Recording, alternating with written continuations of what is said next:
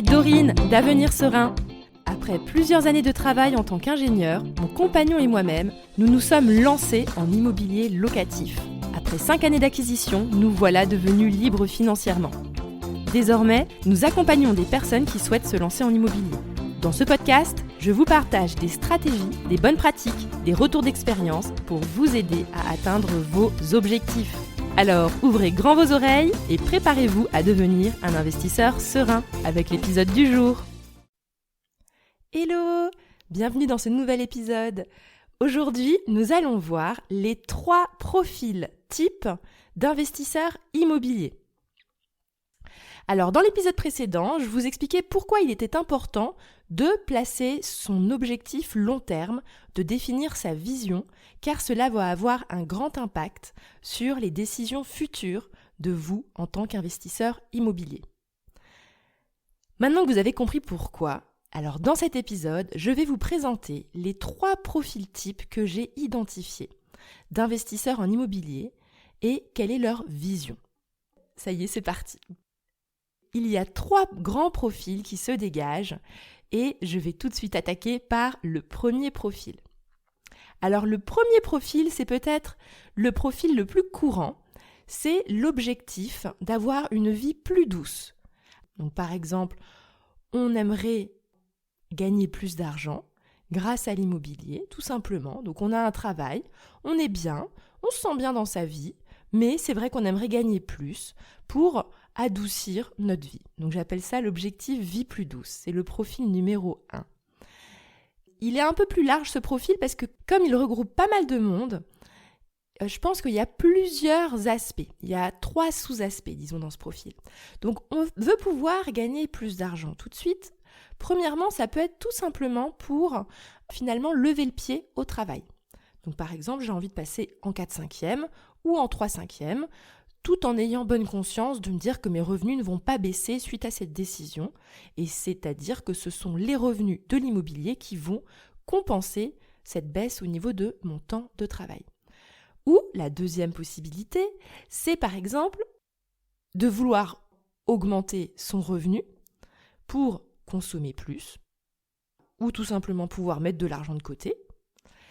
Et le troisième axe finalement de ce profil, ça peut être également les personnes qui sont tout simplement pas tranquilles pour leur retraite parce qu'elles savent pertinemment que pour l'instant rien n'est prévu à part la retraite classique de l'État et elles s'inquiètent un peu en se disant « Ouh là là, je ne sais pas trop qu'est-ce que ça va donner, ça se trouve quel va être l'âge de la retraite, donc je préfère me tranquilliser en la préparant par moi-même, en investissant en immobilier maintenant, parce que je sais que dans 20 ans, le crédit sera remboursé et grâce à ça, ma retraite sera beaucoup plus douce. » Voilà. Donc ça, c'est un peu le profil type le plus répandu. Je l'appelle le profil 1, l'objectif vie plus douce. Je ne sais pas si vous vous reconnaissez peut-être dans ce profil. Juste petit aparté sur le premier profil, en fait, nous, typiquement, c'était là-dedans qu'on avait commencé. C'était notre premier objectif, c'était ce sentiment d'avoir trop de travail, d'avoir pas le temps de s'occuper de ses enfants comme on le souhaitait, et surtout de se dire que on était parti pour bosser jusqu'à 65 ans, et puis quand on a 25 ans, 65 ans, ça paraît dans longtemps. Donc on se disait, il faut peut-être quand même qu'on se prépare nous. Donc du coup, à 30 ans, quand on avait fini notre premier investissement immobilier, et le deuxième, on savait que la retraite, c'était plié. C'est-à-dire qu'on savait que notre retraite, dans 20 ans, et 25 ans pour le deuxième crédit, allait être confortable et que si on souhaitait s'arrêter à 55 ans, parce que pour X raisons, je ne sais pas quoi, on avait envie d'arrêter ou de se reconvertir, on aurait cette liberté totale. Donc ça, c'était vraiment notre premier objectif. Je pense que beaucoup de personnes commencent par cet objectif-là. Mais il y a un autre profil, et ça existe aussi, et il y en a beaucoup. Et c'est beaucoup de personnes également qui vendent ce genre de profil. Alors attention, je vais arrêter de maintenir le suspense sur ce deuxième profil. Le deuxième profil, il a pour objectif de devenir rentier. Il en a marre, il veut arrêter de travailler. Il veut sortir du système du métro, boulot, dodo. Il veut sortir complètement finalement de cette vie absurde où il gagne de l'argent. Mais pourquoi ? Pour bosser et pas prendre de congé, sortir tard le soir, ne pas voir ses enfants, et en fait il arrive à un point de saturation que c'est bon, la vie plus douce, c'est bien, 4/5e, c'est sympa, mais non, maintenant, je veux vraiment arrêter complètement de bosser. Donc ça, c'est le deuxième profil qui est pour moi l'objectif rentier. Voilà, il est un peu plus rare parce que souvent, on s'autorise pas forcément à rêver de ça, mais c'est un objectif qui est tout à fait honorable et lorsque l'on vise cet objectif, c'est bien de le savoir tôt parce que c'est un objectif très ambitieux où il va falloir mettre en place les actions, disons, qui vont être plus exigeantes. Il va falloir trouver une rentabilité très forte dans les investissements qu'on va faire. Donc, c'est bien de le savoir tout de suite parce que si on commence avec un investissement, disons, médiocre, on va soit devoir le revendre pour vraiment faire une belle opération. Enfin, il vaut mieux tout de suite savoir si on veut devenir rentier parce que l'exigence qui va être demandée pour ce type d'investissement va être très élevée. Par contre, je vais mettre 2 bémols par rapport à ce que je viens de dire à l'instant, c'est que nous, typiquement, on avait commencé avec l'objectif vie plus douce parce qu'on ne savait pas du tout qu'on pouvait être rentier en immobilier. Comment dire, on n'y a même pas pensé. Enfin, je pense la première fois qu'on investissait en immobilier, c'était même pas dans la liste des choses qu'on pensait qui étaient possibles. Donc on n'y avait même pas pensé. Donc du coup, notre premier investissement, on a eu beaucoup de chance qu'il était très rentable. Mais voilà, ça, c'est pas le cas de tout le monde. Et du coup, on a pu réajuster notre objectif par la suite en finalement basculant d'un objectif vie plus douce à un objectif de devenir rentier. Mais ça, voilà, ça c'est un coup de chance et il faut vraiment se dire que c'est bien de savoir tout de suite parce que ça a des conséquences. Et le deuxième point, c'est que c'est pas forcément nécessaire de vouloir être effectivement rentier, mais on peut avoir envie de se dire, ok, peut-être que dans 5 ans j'ai envie d'être rentier, ou peut-être que dans 6 ans j'ai envie d'être rentier, ou peut-être que là j'ai envie d'être rentier pendant quelques années, peut-être que j'aurai envie de reprendre le boulot, mais là vraiment j'ai envie de pouvoir vivre de mon immobilier. Donc il faut vraiment se dire que il y a plusieurs formules, hein. On n'est pas forcément avoir en tête objectif rentier et ne plus du tout travailler. Ok ? Ça peut très bien être quelque chose d'un peu plus hybride, un peu plus subtil par rapport à cet objectif de rentier, donc du profil numéro 2. Et maintenant, je vais vous parler directement du profil numéro 3. Le profil 3, c'est, disons, alors moi je le nomme le plus ambitieux parce que je le vois comme vraiment quelqu'un qui aime travailler et qui a envie de faire grossir son patrimoine, qui s'éclate aujourd'hui dans son travail ou en tout cas qui l'aime, qui se voit continuer à travailler, qui se voit faire carrière, il aime son travail. Voilà. En tout cas, il est aligné avec l'idée de continuer à travailler quand même pendant une dizaine d'années. Et ce profil-là, je l'appelle l'objectif patrimoine boule de neige.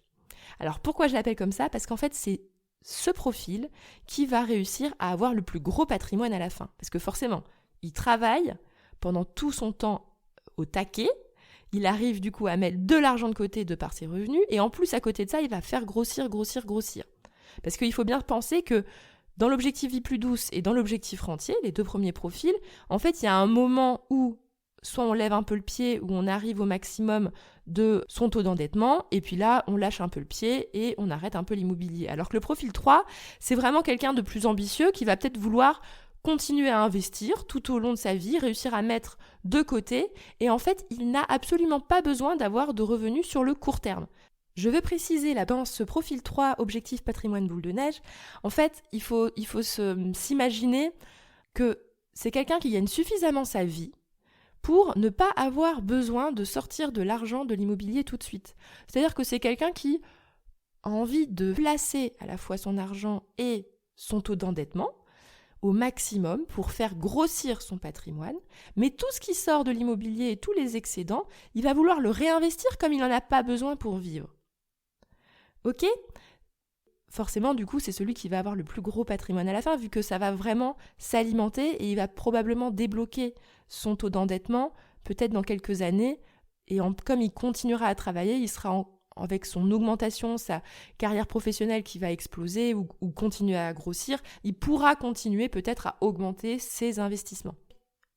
Voilà, je vous ai présenté les 3 profils. Alors, en fait, en vrai, j'ai une petite idée derrière la tête, parce que j'ai quelque chose à vous proposer. Je ne sais pas si vous avez pu réfléchir à votre profil, mais en fait, avec Cyril, on a conçu quelque chose d'assez incroyable. On s'est dit, Franchement, qu'est-ce qui est tellement dur en immobilier, c'est de connaître sa fiscalité. Et je vous ai dit que par rapport à ses objectifs, la fiscalité qu'on va choisir ne va pas être la même. Et bien en fait, ce que je vous propose, c'est dans un document, je vais vous donner, alors concrètement, c'est un document PDF, je vais vous donner pour chaque profil quelle est la fiscalité la plus adaptée par rapport à votre objectif. Donc si vous êtes dans le profil numéro 1, objectif vie plus douce, quelle est la fiscalité qu'il faut que vous choisissiez? Quel est le régime fiscal qui va vous correspondre le mieux? Si votre objectif c'est de devenir rentier, le voici.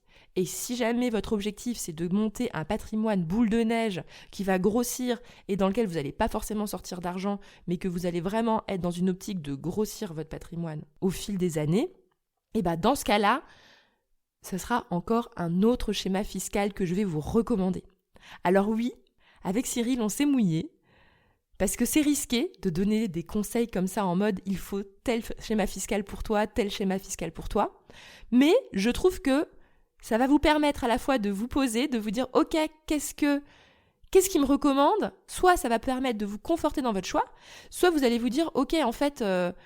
je suis peut-être pas du tout dans la bonne direction, il faudrait que je considère sérieusement le schéma fiscal que Cyril et Dorine me recommandent dans ce document. » Voilà, donc si vous voulez avoir ce document qui va vous donner le schéma fiscal idéal par rapport à votre profil, alors je vous invite à le télécharger à l'adresse suivante, avenir-serein.fr/schéma-idéal.